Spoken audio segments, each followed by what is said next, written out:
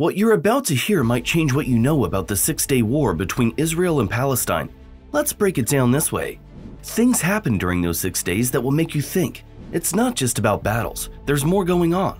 The politics, the secret moves, and some jaw-dropping stuff that went on behind the scenes. The Six-Day War, a conflict that erupted in the Middle East in June 1967, was primarily fueled by escalating border disputes. But there's more. Watch the video till the end to find out. At the core of the tensions were Syrian-backed Palestinian guerrillas who, by the mid-1960s, had initiated a series of attacks along the Israeli border. In response, the Israel Defense Forces conducted reprisal raids, marking the beginning of a volatile cycle of violence. The situation reached a turning point in April 1967 when Israel and Syria engaged in a fierce air and artillery battle. The confrontation destroyed 6 Syrian fighter jets, intensifying hostilities between the two nations. In the aftermath of the skirmish, the Soviet Union, a key player in the Cold War, supplied Egypt with intelligence that suggested Israel was mobilizing troops along its northern border with Syria, hinting at preparations for a full-scale invasion. Despite the information later proving inaccurate, it profoundly impacted Egyptian President Gamal Abdel Nasser. Responding to the perceived threat to his Syrian allies, Nasser made a decisive move. He commanded Egyptian forces to advance into the Sinai Peninsula, a strategic region linking Egypt and Israel. In a bold display of solidarity, the Egyptian military expelled a long-standing United Nations peacekeeping force that had maintained the peace along the border with Israel for over a decade. Nasser's decision to send troops into the Sinai Peninsula marked a critical escalation in the conflict, setting the stage for broader regional tensions. The expulsion of the UN peacekeeping force added a new dimension to the already complex geopolitical landscape of the Middle East. As the situation rapidly escalated, the Six-Day War loomed on the horizon. April 1967 catalyzed a chain reaction of actions that would reshape the region's political dynamics for years. In the turbulent days that ensued, Nasser, the charismatic Egyptian leader, persisted in brandishing the sword of confrontation. On the ominous day of May 22nd, he escalated tensions by decreeing a ban on Israeli shipping traversing the critical Straits of Tiran, the vital maritime corridor linking the Red Sea and the Gulf of Aqaba. The strategic move added fuel to the already shouldering regional conflict. A mere week later, Nasser fortified his stance by formalizing a defense pact with King Hussein of Jordan, consolidating Arab alliances against what they perceived as a common adversary. As the Middle East teetered on the brink of open hostilities, the American president, Lyndon B. Johnson, was entangled in the complex web of regional geopolitics. President Johnson issued cautionary messages to both sides to stave off the impending crisis, urging restraint and emphasizing the catastrophic consequences of initiating armed conflict. Simultaneously, he endeavored to rally international support for a maritime operation to reopen the contested Straits of Tiran, a diplomatic maneuver intended to ease the escalating tensions and prevent a full-scale war. Despite these diplomatic efforts, the envisioned international maritime operation did not materialize. The intricacies of the geopolitical landscape and divergent national interests proved insurmountable obstacles to the proposed intervention. As June of 1967 dawned, the situation had reached a critical juncture.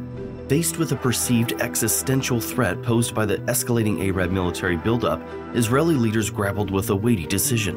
In a meaningful vote, they adopted a preemptive strategy, authorizing a military strike to counteract the mounting regional tensions and secure the nation's safety. The die was cast, setting in motion a chain of events that would unfold in the coming days, altering the course of history and redesigning the geopolitical landscape of the Middle East. The decision to launch a preemptive strike marked a pivotal moment in the Six-Day War. The conflict would have profound and lasting implications for the nations involved and the border dynamics of the region. On June 5, 1967, the IDF, Israel Defense Forces, orchestrated Operational Focus, a strategic aerial assault on Egypt, marking a pivotal moment in the Six-Day War. The meticulous planned operation involved approximately 200 aircraft departing from Israel, sweeping across the Mediterranean and converging on Egypt from the north, catching the Egyptian forces off guard. In a swift and calculated move, the Israeli planes targeted 18 different airfields, successfully crippling around 90% of the Egyptian Air Force while it lay vulnerable on the ground. Emboldened by this early success, Israel broadened the scope of its attack, extending its reach to Jordan, Syria, and Iraq, effectively neutralizing their air capabilities. As the sun set on June 5th, the Israeli pilots had achieved undisputable dominance over the skies in the Middle East. The establishment of their air superiority became a linchpin in Israel's strategy, setting the stage for what would be a transformative and contentious conflict. While air superiority was a significant milestone, the conflict persisted on the ground. On the same day, the Israeli ground offensive was initiated in Egypt. Coordinated with the earlier airstrikes, Israeli tanks and infantry crossed the border, surging into the Sinai Peninsula and the Gaza Strip. The Egyptian forces, initially resilient, faced a formidable challenge, but eventually succumbed to disarray when Field Marshal Abdel Hakim Amir commanded a general retreat. The pursuit of the retreating Egyptian forces continued across the Sinai, with Israeli troops inflicting substantial casualties in the process. The initial success of the ground campaign bolstered Israel's position in the conflict, cementing its momentum toward victory. Simultaneously, a second front emerged on June 5th when Jordan, reacting to erroneous reports of an Egyptian triumph, initiated shelling on Israeli positions in Jerusalem. In response, Israel launched a potent counterattack on East Jerusalem and the West Bank. In the ensuing days, they witnessed fierce fighting and strategic maneuvers, ultimately culminating in the capture of the Old City of Jerusalem by Israeli troops on June 7th. The jubilant Israeli soldiers marked this triumph by gathering at the Western Wall, a moment of celebration amid the tumult of the Six-Day War. As the Six-Day War entered its final phase, the focal point shifted to Israel's northeastern border with Syria. On June 9th, a dramatic turn unfolded as Israeli forces, backed by an intense aerial bombardment, initiated their advance on the strategically vital Golan Heights, a heavily fortified region within Syrian territory.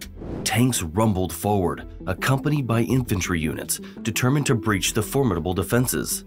The following day, on June 10, 1967, the military campaign reached its zenith as Israeli forces successfully captured the Golan Heights. The significance of this conquest reverberated far beyond the battlefield, marking a pivotal moment in the conflict that had engulfed the region. The intensity of the confrontation prompted the international community to intervene, leading to a United Nations brokered ceasefire that came into effect on that same day. The abrupt conclusion of the hostilities on June 10th brought an end to the Six-Day War, a conflict that had raged for just 132 hours but left a profound impact on the political landscape of the Middle East. The toll on human lives became starkly apparent in the aftermath of the war. It was estimated that approximately 20,000 Arabs and 800 Israelis had perished during the brief but ferocious conflict. The cost of the war, measured in lives lost, further underscored the gravity of the events that had transpired. The defeat suffered by the Arab states left their leaders in a state of shock and disbelief. Aligned with the severity of the loss, Egyptian President Nasser took the extraordinary step of resigning from office.